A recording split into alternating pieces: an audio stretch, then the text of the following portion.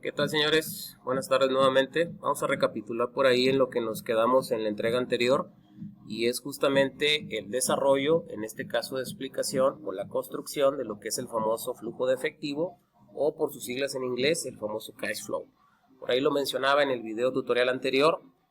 Existe una necesidad expresa, de hecho es un estado financiero que hoy en día, hoy por hoy, es uno de los más importantes dentro de cualquier compañía, dedíquese a lo que se dedique.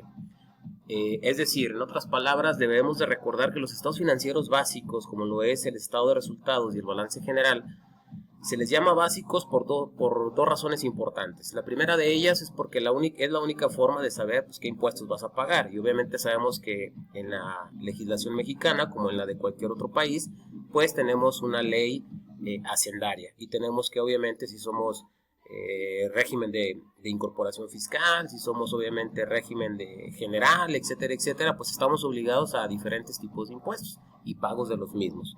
Entonces por eso les llama básicos. De hecho, la ley en México a las empresas o a las personas que están legalmente constituidas ante el SAT, pues se les obliga de cierta manera a que tengan que presentar dichos estados. Pero hablar de un flujo de efectivo hoy por hoy no es un estado financiero que sea forzoso, que sea obligado por parte de la Secretaría de Hacienda y Crédito Público.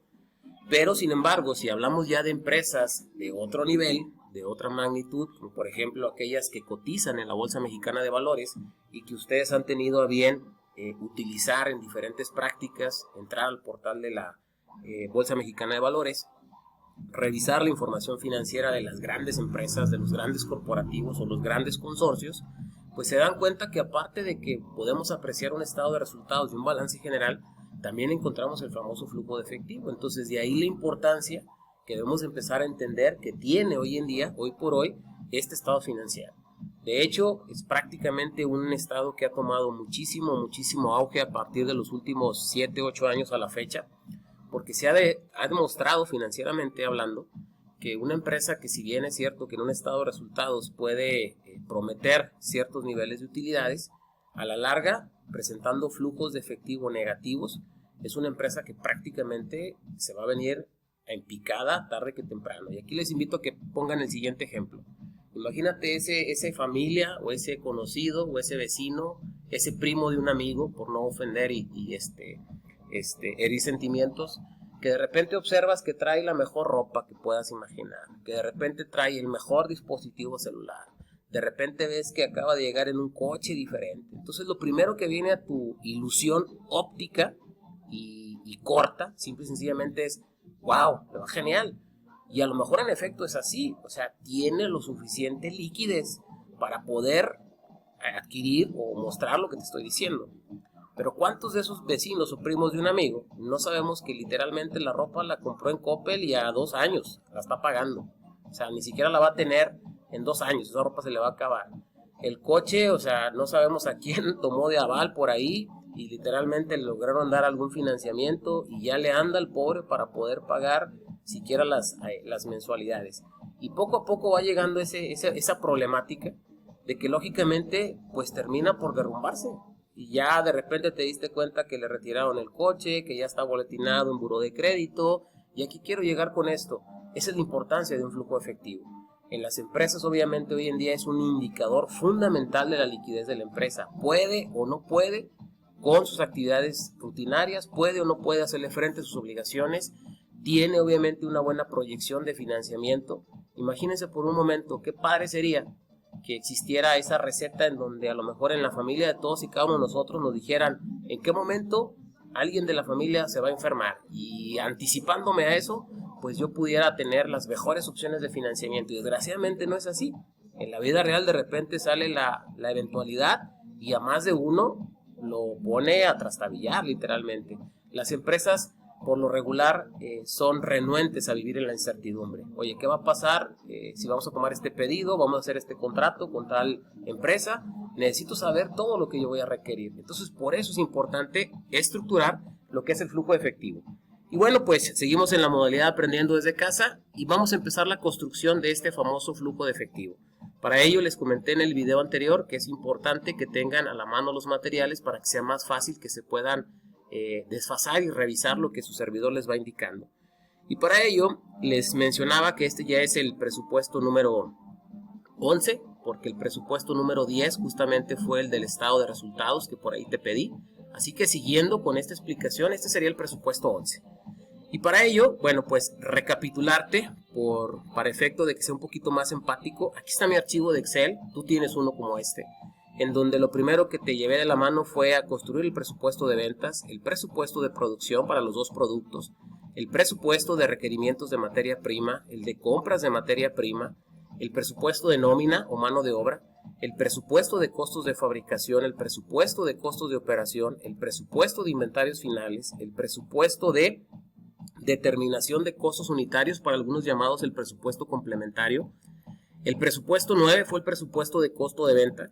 Y el presupuesto 10, que es con el que finalizamos hasta antes de estas sesiones, retomando actividades académicas, se te solicitó el presupuesto de estado de resultados pro forma. Hasta ahí prácticamente, técnicamente quedó la charla anterior. Es momento de regresar a lo que es el famoso presupuesto de efectivo. Y para ello, ¿qué es lo que tenemos que hacer? Lo primero, tenemos que empezar con el saldo inicial. Es decir, ¿qué saldo la empresa hoy por hoy o este 2020 que estoy presupuestando ya inició? Y para ello, pues te voy a recordar que debemos de recordar algunos datos importantes. Las cuentas que están pendientes de cobrar, aparte del saldo inicial, las cuentas que se van a cobrar, eso me va a dar algún disponible. Después voy a enfrentar las salidas, yo las puse con rojo, por eso le llamamos método de entradas y salidas. Primero hay que saber por qué entra dinero. ¿Y por qué entra dinero? Por la cobranza que vas a tener. ¿Por qué sale dinero? Por las cuentas por pagar, por comprar los materiales o pagar, mejor dicho, esas compras de esos materiales, por la nómina que tienes que estar liquidando, por los costos de fabricación que tienes que estar enfrentando, igual que los costos de operación. Desde luego, si hay algún pago de impuestos que hay que hacerle frente. Y como te podrás empezar a dar cuenta, compra de maquinaria, estoy enlistando las principales salidas. Y obviamente al final del día, ¿qué es lo que voy a hacer? Voy a confrontar las entradas, verde, contra las salidas. Y voy a saber qué saldo de efectivo se está presupuestando, proyectando que se tenga. Y para ello, pues vamos a empezarlo, si te parece, como Dios manda, con la práctica que tenemos en turno. Para ello, lo primero que tengo que recordar es que tenemos un saldo inicial. Y si tú me dices que eso no es cierto, yo te invito a que revises la información que se te entregó en tu balance al 31 de diciembre del 2019, que es información histórica, y la empresa el primer día del 2020 ya contaba con un saldo inicial. Así que si tú buscas la partida de efectivo en ese balance, vas a encontrar que son 5,000 pesos. Por eso la invitación a que tengas tus materiales a la mano. Después de ello, ¿qué sigue por hacer? Pues sigue visualizar las entradas. Y para ello, bueno, pues necesito saber, y lo expliqué en el video anterior, que al 31 de diciembre del 2019 yo traía una cobranza pendiente. Y por lo tanto, es normal suponer que a lo largo de este 2020, 12 meses más, voy a poder recuperar esa cobranza que yo traía arrastrando. Entonces, eso la voy a considerar como una entrada para este 2020. Y para ello, pues yo te invito a que revises que son 8,600 pesos. Ahorita vamos a ver qué onda con esos 600, 2,600, que no es más que la suma de las cobranzas que estoy explicando. Pero en efecto, tenemos 8,600 pesos. Profe, ¿de dónde? ¿Cómo? Te invito a que revises el balance histórico 2019 que se te entregó y vas a encontrar las cuentas por cobrar pendientes. Asimismo, el presupuesto que estuvimos elaborando del 2020, en efecto, nosotros elaboramos un presupuesto de ventas, deberás de recordarlo. Y si revisas la información de la práctica, se te dice claramente que el 90% sí lo vas a cobrar. Así que si tú te vas a tu presupuesto 1, que es el presupuesto de ventas, y obviamente obtienes el 90% que esperamos cobrar en este 2020, te vas a dar cuenta, no me creas mucho, que son 594,000 pesos. Ahora sí, pues realmente esos 600, 2,600 que ves por este extremo que aquí señalo, no es más que la suma de la cobranza que se piensa realizar en este 2020. Se piensa cobrar o recuperar la cartera pendiente del 2019, se piensa cobrar la mayor parte, concretamente el 90% del 2020, y la suma de estos dos valores sabrás que te dan los 600, 2,600. Es decir, eso es lo que se visualiza como entradas. Pero ¿qué onda con el saldo inicial y esos 5,000 pesos, profe, que ya nos había dicho? Bueno, entonces yo puedo deducir que mi disponible de efectivo hasta el momento. Todavía me falta hacerle frente a las salidas, que es lo mero bueno. Y lógicamente tengo 607,600. ¿Por qué razón? Porque mi cobranza, que ya dije, la pendiente del 2019 y la que pretendo llevar a cabo en el 2020, totalizan 602,600 pesos, más el saldo inicial que por ahí arranqué, pues prácticamente dispongo ahorita, según yo, de 607,600. Pero es momento de ver las salidas, y este es un proceso muy natural. Si yo te invitara y te quisieras una reflexión, ¿por qué razón entra dinero a tu familia? Y voy a acabar bien rápido. ¿El chivo que lleva a tu papá? ¿O el chivo que lleva a tu mamá? ¿O si ya estás casado el que tú llevas? ¿O el que lleva a tu viejo? Y se acabó el asunto, no hay más por qué entre dinero.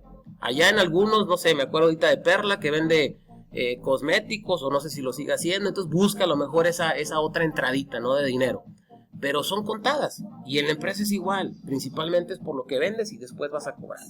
Pero la salida, si yo te volviera a invitar a hacer la reflexión, dime por qué concepto sale dinero de tu casa, no acabamos, ¿no? Y la lista se hace interminable. Que el abono de Coppel, que las medicinas del huerco, que el abono que le debo a la vecina, que la tanda que tengo no sé qué, que el pago del servicio, del internet, que la luz, que el agua, que el gas, y síguele, se hace interminable. En la empresa es igual. Vamos con las salidas. Tengo cuentas por pagar pendientes en el pasivo en mi balance al 31 de diciembre del 2019. Es lógico que me las van a exigir que las pague a lo largo de 12 meses que incluyen este 2020. Entonces, por lo pronto, yo puedo recordar que ahí visualizamos 24,000 pesos. Me voy con el pago de la compra de materiales. Tú hiciste un presupuesto que es compra de materia prima y lo expresaste en dinero. Y si revisas la información, se dice literalmente que vas a pagar el 90% de esa compra que le vas a hacer a los proveedores. Entonces tienes que entender que vas a necesitar ese dinero para cubrir ese desembolso. Así que te invito a que revises la cifra, obtengas el 90% que te dice la práctica, que lo tienes en el PDF, y son 105,120 pesos. La nómina definitivamente es algo que tienes que cubrir, y tú hiciste un presupuesto de nómina. Es poco razonable pensar que no le vamos a pagar a los trabajadores en un año. O sea, al trabajador demórate un día en haberle pagado su quincena y se te arma la de Dios Padre, literalmente, ¿no? Son 197,000 pesos y tú lo hiciste. Después vienen los costos de fabricación, y los costos de fabricación que aquí visualizas son de 147,600. Ojo, y punto importante, profe, no es cierto, a mí no me da la misma cifra. Nosotros hicimos uno y no nos da ese mismo valor. ¿Por qué hay un error? No hay un error. La invitación a que revises el video anterior y se te explicó que la depreciación es una partida virtual, no es una salida física de dinero. Así que si a ese presupuesto de costos de fabricación te invito a que prácticamente ignores lo que es el valor de la depreciación, ya la hiciste, son 147,600. Lo mismo en el presupuesto de gastos de operación. Profe, no es cierto, a mí me dio una cifra superior a 60,000 pesos, nosotros lo hicimos, usted nos lo explicó en los videos y tienes razón, pero aquí estoy hablando del flujo de efectivo, de las salidas reales, de las salidas que sí se llevan a cabo de manera física. Así que en el presupuesto de gastos de operación también estoy ignorando lo que es lógicamente el valor específicamente de la depreciación. Y lo demás está considerado y por lo tanto sería 60,000 pesos. El pago de impuestos. ¿Qué onda con el pago de impuestos? Pues de igual manera traemos un pago de impuestos por ahí arrastrando, lógicamente.